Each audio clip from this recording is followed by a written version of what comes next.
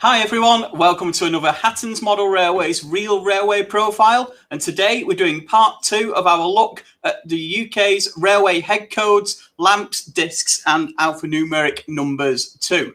If you've not checked out part 1, do head over to watch it on our channel. That covers the history of head codes on the front of steam locomotives, so you'll know where to put the lamps and the different digits on the front of your models. In today's session, we're looking at diesel locomotives from the late 1950s right through until about the mid-1970s, and we'll do a quick roundup on where the head code system is used today too. So if you've got any questions at all, please ask them in the chat if you're watching today's session live. If you're watching it a little later, put your question in the comments or do get in touch with our customer experience team, who would be more than happy to help you out.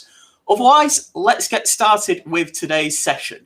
And those who've already watched part 1 will know that there's 4 different places we can put lamps on the front of our locomotives to denote different types of train and service to the signalmen and other staff along the line to know the services that are passing them. And this was something that was carried on onto some of the earlier diesel and electric locomotives from the late 1950s. As these came into traffic, there was still a requirement that the locomotives displayed this on the front with the class system for different trains, and a lot of locomotives were built with that we see here. So we've got here the class 26 locomotive, previously used in the London suburbs, and then of course developed on from that and transferred over into Scotland. You'll see the 4 discs on the front of this locomotive, similar to the headlamp positions on the steam locomotives we covered in part 1 of our session. But again, they did have slightly different codes that we will go through for you today. So let's get started on those. Instead of letters that we had yesterday, BR had transferred to a number system for its class of trains in the late 1950s. So that is what we will be proceeding with. So let's head over to our first diagram. We have our class 1 train that we see here. So we've got our 4 discs on the front of the locomotive, similar locomotives to the class 26 we just saw and the class 20 on our desk. This is a class 1 working with the disc at the bottom on either side being open and the center 2 discs being shut. These discs fold on the locomotive, so you can either pose them closed or pose them open with a light shining through the bottom of them so they can be seen in the dark too. So you've got the 4 different discs that you can change here. Class 1 is our express passenger working. This was also for newspapers at the start of the early 1960s, and also breakdown trains, snow plows and rescue locomotives attending an emergency along the line. So this really was, the class 1 was the most important services to run on the network, and they had priority over any other services that did run. And these codes did change a little bit throughout the 1960s, but this is the codes that they started with in around 1960, 1961. So we'll head over to our class 2. We'll be doing these in number order. And similar to yesterday's video on the headlamps, this is a similar order to in priority too. So class 2 is our next set down then. This is the normal passenger working, so stopping services and some of the interregional passenger services there too. This also counted at the time for some mixed traffic, which was occasionally still running with both passenger and freight accommodation. And this would also cover breakdown trains and breakdown cranes that were being returned from a site, an emergency site, or being transferred between depots. So you may see a breakdown train running under this code. If you do, you know it's not attending an emergency. It is just being moved around the network for any other reason. Heading over to our next discs seen on the front of most locomotives, you've got the class 3 workings.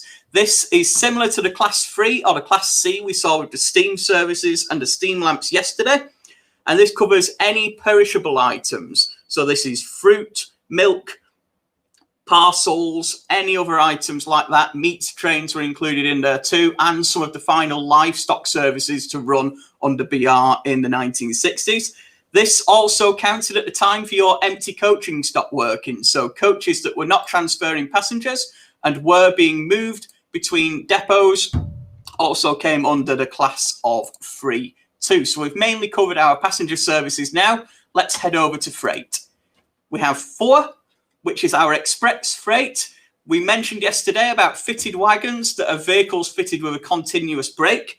In the early 1960s, when these new reporting codes were brought in, there was still a lot of trains out there that did not have fully continuous brakes, and a class 4 has to have 90% or more of the train fitted with continuous brakes. Heading over to class 5, this was similar, but this only needed 40% of the train to be fitted with continuous brakes, and class 6 was just 20% of the train to be fitted with continuous brakes. So you can see there, some of the older wagons would have been used on these particular services along the network. Heading over to number 7, this is a train that's completely unfitted, so there is no continuous brake on this service. This is something that was starting to disappear by the mid-1960s. So these trains did start to go out of fashion as more and more safety requirements were put in that a continuous brake was needed on the services that ran on British Rail.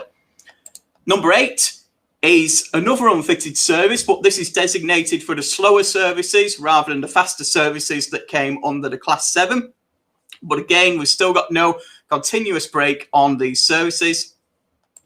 Class 9 is pretty much the lowest of the low now. We're at the services that, although still important, part of the railways in the UK, they really did have the lowest priority. We're talking pickup goods here, so some of the branch services that were still running in the 1960s did come under class 9, and of course some of the ballast services that were running out there too. Finally, class O. This would be our light engine, and same as the steam engines that had gone for many years before it, this was a single disc or a lamp in some cases that was shown in the middle bottom center, and this would either count for a light locomotive or a locomotive hauling up to 2 brake vans.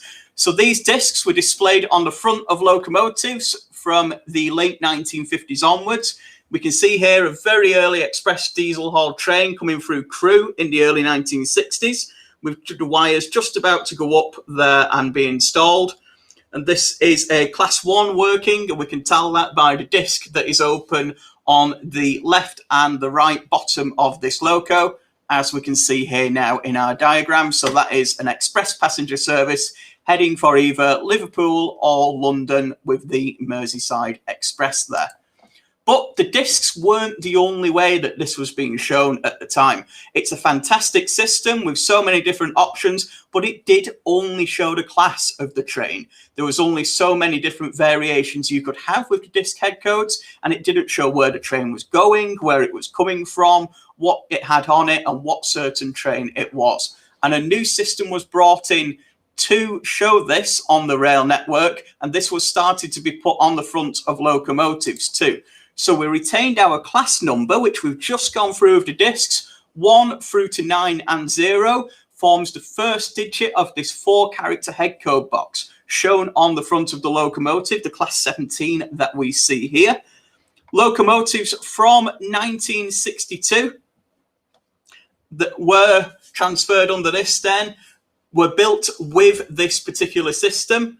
Then the system changes a little bit there. So looking through this particular locomotive, the letter would actually be the destination or the region this train was running from and to. So each letter from A to Z had its own designation as what service it was operating, also based on the particular regions that we have in the UK's railway network too. And the final numbers at the end there, where we've got 10 on the front of this class 17 locomotive, would actually designate the specific train that it was operating.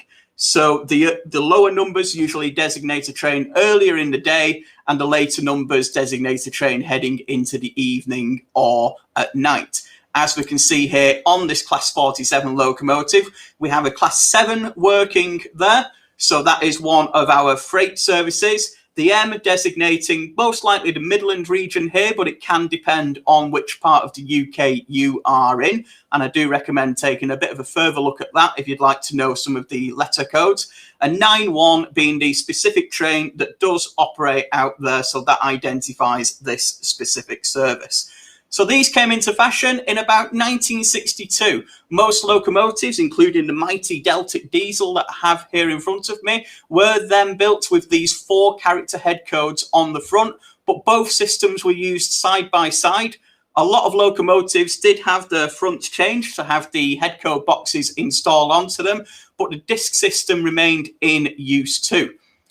There were some changes to the system throughout the eras too, and some different items changed over. This was mainly in the 1960s. As we mentioned before, and as Neil's mentioned there in the chat too, I'll just try and pull that one up. There was a lot of different trains coming into service across the UK in the 1960s with the installation of Freightliner services, transporting containers for the first time from the mid-1960s, and other services going out of fashion too, such as the unfitted freights without any continuous brake. So some of those codes were changed. Some great examples there. The one that Neil's already mentioned, of course. Number 4 changed from our express freight with 90% fitted to change to any freight that was over 70 miles an hour capable in operation. So this covered all of your Freightliner services and the container services that were coming in at that time. They started to run under the class of 4. Another change there was class 5 too, which became purely the empty coaching stock. There wasn't as much of a need for the different types of unfitted goods and goods codes, so some of the numbers were transferred to other passenger duties that were in operation too. So this system carried on into the early 1970s with both the discs and the head codes being shown on the front of locomotives. These were on a roller banner on the diesels, as we see here, with the 4-character head code boxes. And as we mentioned, the discs on the front of the locomotives purely folded, and you can just about see the clips there on the top of those discs on that Class 26 diesel, holding those particular items in place.